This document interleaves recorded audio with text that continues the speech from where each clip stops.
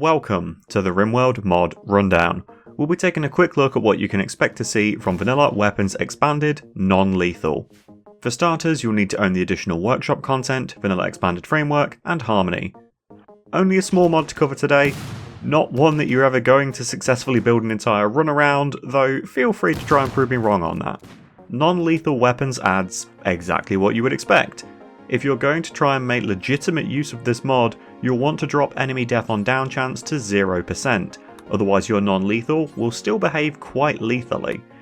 If you've not messed with custom storyteller settings before, don't worry, you can use the set to a standard playstyle button at the top to pick your preferred difficulty, and then tweak individual bits that you want to behave differently. Also very useful if you're a miserable git like me and don't want kids in your game, but do enjoy using biotech.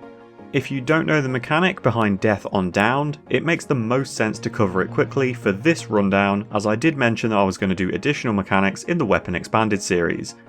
If you're attacking an enemy raider and you splatter a vital organ, remove their head, or do enough damage to destroy the torso, they are always going to die. Simple. What you'll notice with a lot of dead raiders, however, is that they've only got severe, or in some cases, mere flesh wounds, nothing that should be considered lethal damage. This is because when the pawn was downed, either by hitting their pain shock threshold or having their movement reduced below 15%, the death on down chance kicked in and decided what to do with them. Having this set to 100% doesn't mean it will always happen either. It just means that it will scale as intended depending on your current population and which storyteller you're using.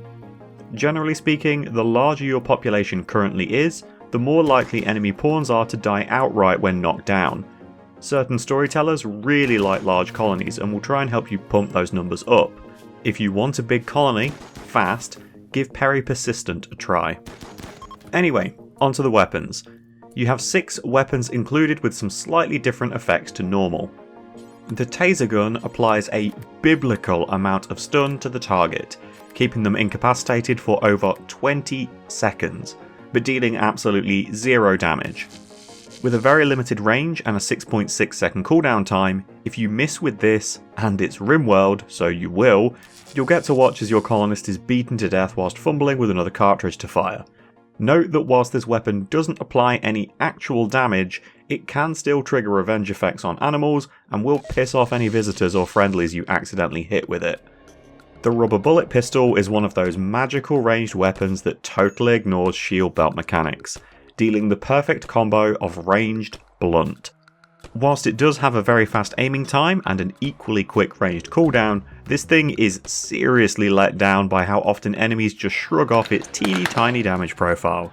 Better than rocks for bypassing shield belts? Sure, but having a firing line using these is almost certainly going to get your colony killed. The dart gun justifies downloading this mod all by itself. If you're going to use it for anything besides picking off single targets, you'll need to do a lot of micromanagement, unfortunately. It deals absolutely trivial damage over range almost equal to a sniper rifle, and administers a lovely dose of sedative. The sedative itself takes around 13 seconds to kick in.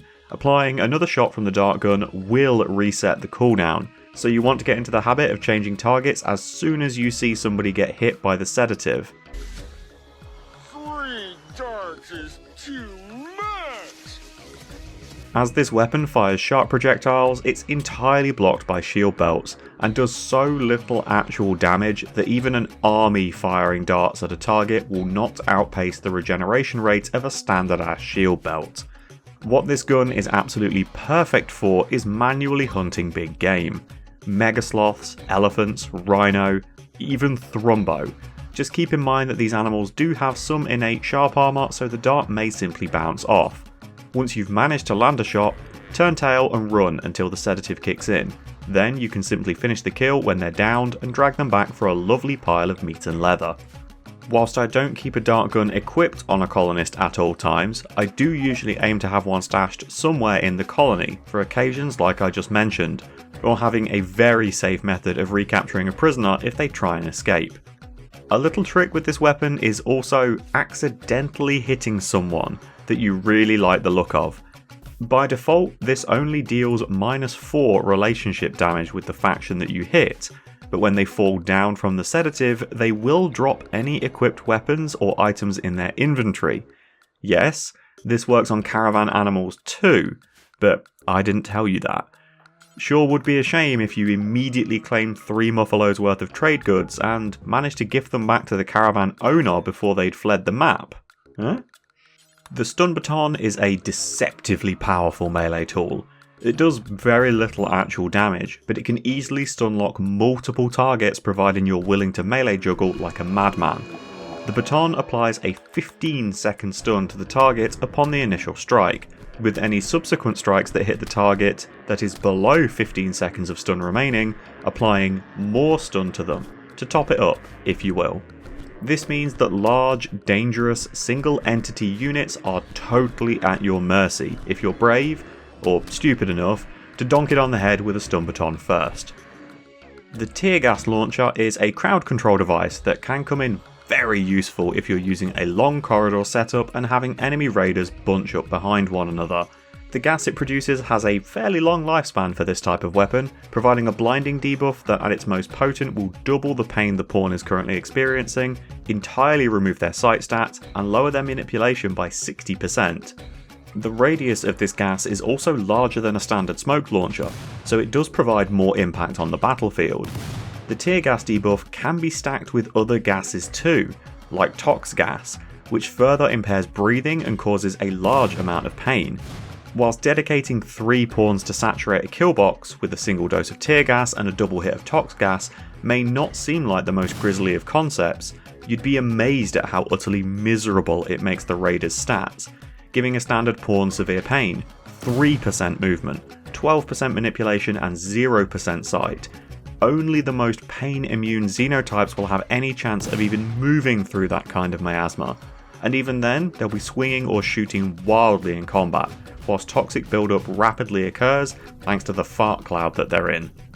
Tear gas grenades are a more affordable version of the launcher, which sacrifices some of the range whilst gaining a faster aiming time at the cost of a longer cooldown, but it does have a much better chance of a direct hit. As to which one you'll want to use, well, a direct hit would be great on an explosive, but with something that's producing a 7x7 gas cloud, minus the corners, it isn't such a big consideration. It mainly comes down to the range you need to cover to make effective use in your defensive setup, and maybe the launcher sounds a little cooler when it fires. And that is that, your very dangerous non-lethal weapons rundown. I have tried to run a prison colony previously on stream, only using weapons from the non-lethal research, wearing riot armor from the Insectoid faction expansion, having to take, reform and release any raiders that were knocked down on my tile. It was fun, but it ended about as you'd expect. The first pirate raid we had with shield belts was an utter disaster. Shotguns, rifles and actual grenades beat out my rubber bullets every single time. If you haven't tried a run like that though, do it. Just maybe crank the difficulty down, add Ignorance is Bliss on so you have a little bit of grace period before you get steamrolled. The final thing to mention with these weapons is that many of them will need Neutro to create, and I haven't once seen an enemy raid make use of these guns, so if you want them, you'll need to get really lucky with the trade caravan, or buy some of the special sauce and have a bit of time with the machining bench. Orbital traders do seem to carry dart rifles from time to time though, so maybe you'll get lucky. Thanks for watching folks. If you have any mods you'd like to see a full breakdown for, or suggestions of mods you'd like to see covered, feel free to leave them in the comments, I might get around to them. I'll be back again soon with another Rimworld mod rundown. Wherever you are in the world, enjoy the rest of your morning, afternoon or evening. Take care.